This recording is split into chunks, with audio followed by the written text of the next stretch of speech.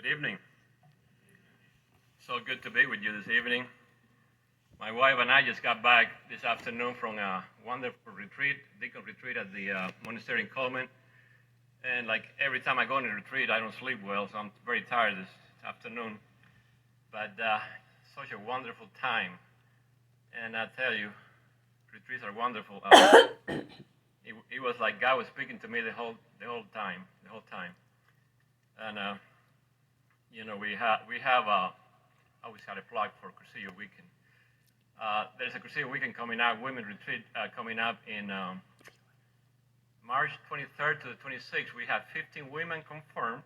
We like to get up to 15, and not up to 20. We like to get to 20 women, so we only have 15 women confirmed. It was the most wonderful weekend of one of the most wonderful weekends of my life, and we have a wonderful team.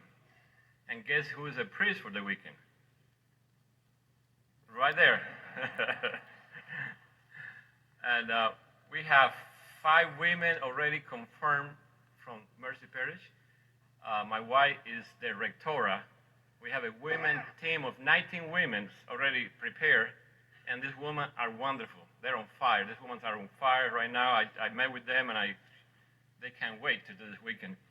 And I'm one of the deacons. I'm sorry about that. I'm one of the deacons in the weekend. So please consider going. We like to have at least 5 more women from Mercy to go on this weekend. But before I go my home, I got to tell you a story about the second grade class here. My wife teaches the second grade class, as you know, and she always bragging about her class, how smart they are and how wonderful kids they are.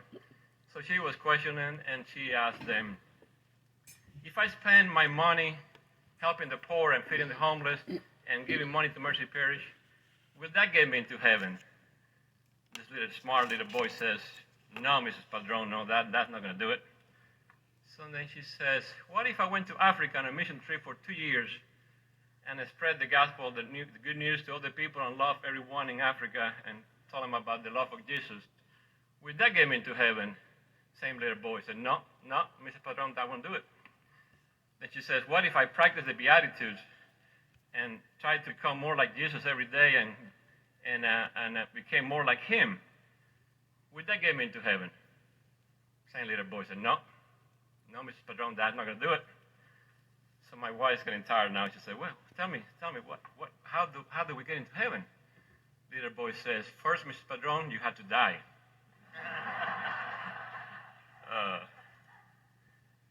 So this evening readings are all linked. You know, when I see the same message in all 3 readings, I try to focus my message on that.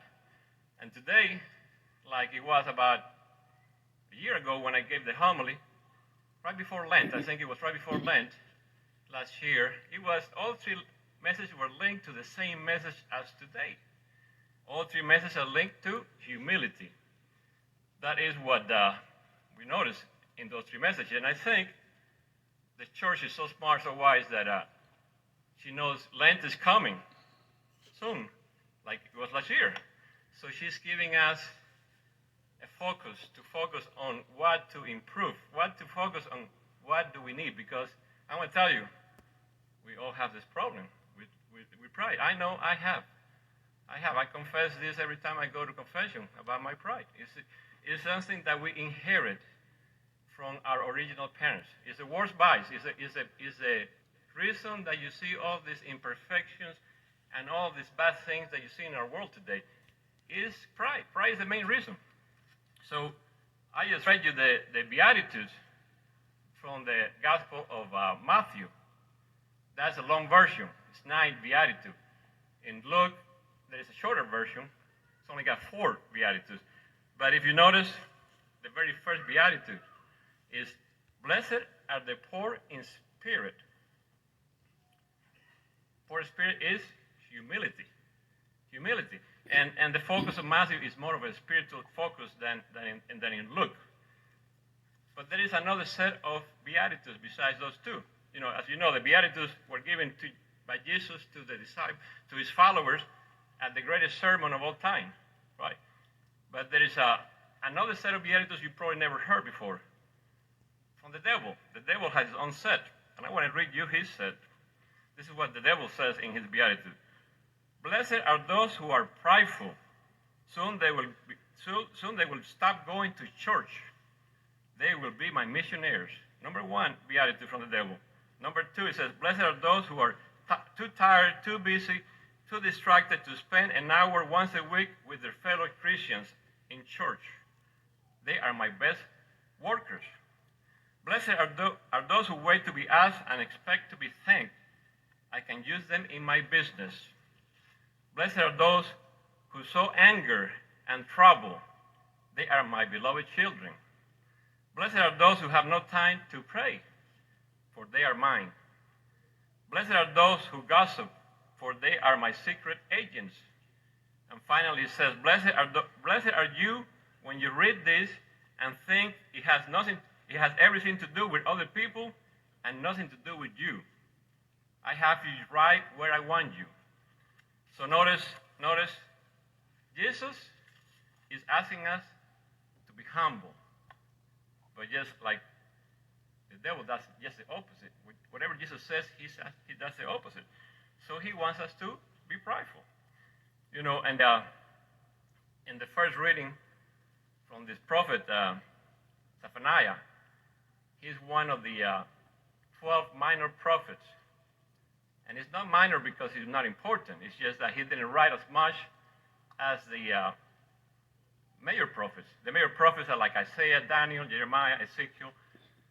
They wrote a lot more, so they're called the major prophets. But this prophet was a very important prophet, this prophet Zephaniah. And he was prophesying back in the early 600s BC, around 600 to 640, right before the Babylonian exile, before the temple was destroyed, and the Jewish people were sent in exile. And he was warning them of this suffering that was coming to them. Because why? Because of their pride. Because of their pride, because they had stopped following the real God, and they were following now these pagan gods. So he was warning them. This is coming. But he says, but like always, there's going to be a remnant, a small group of people that's going to remain faithful to God. It's always going to be a small group. And the question, my brothers and sisters, is are we in the small group that is faithful to God? You know, Matthew Kelly, I always quote him on these figures, but he says that 7% of Catholics are doing everything. Small group. Out of 100%, 7% is doing everything. So are we part of this 7% or this remnant? Question to ourselves. In the second reading, again, we get the same message from St. Paul to the Corinthians. He says, if you're going to boast about the Lord, right? Why? Because there's nothing we can boast about. Anything we have, anything we own, anything we've done, it's all a gift from God. Everything is a gift from God. So there's nothing to boast about anything from our part. It's all God's gift to us. So again, message is work on being humble today. I just read a book.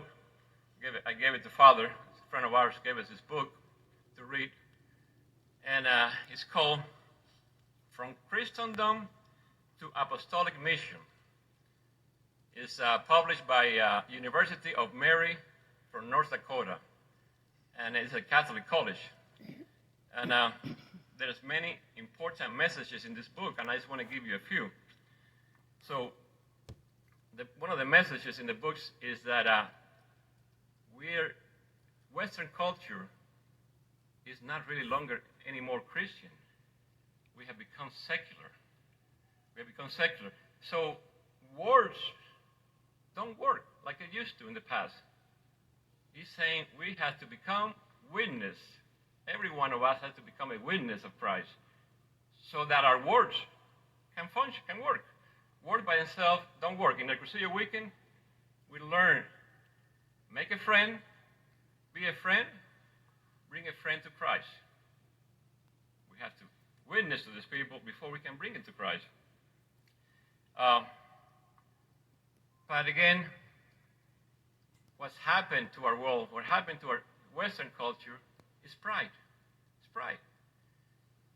In the 17th century, the Enlightenment, when we hear, man decided that they don't need God anymore. We don't need God anymore. Reason, intelligence, and science is all we need. And we are going to create these utopias, based on ourselves. Forget God. We know better than God. That's the what's happening to our culture. It's pride. It's this pride that we all have, and we have abandoned God. And I probably waste too much time on Facebook, but I have some good reasons why I do that. I do it to evangelize. I do it to keep in touch with my family and friends, and I do it to see where people are saying, to read what people are saying and what is the mind of the people today. And one thing that really is discouraging to me when I'm reading the comments is how much anger and how people talk to each other with no respect and how they insult each other.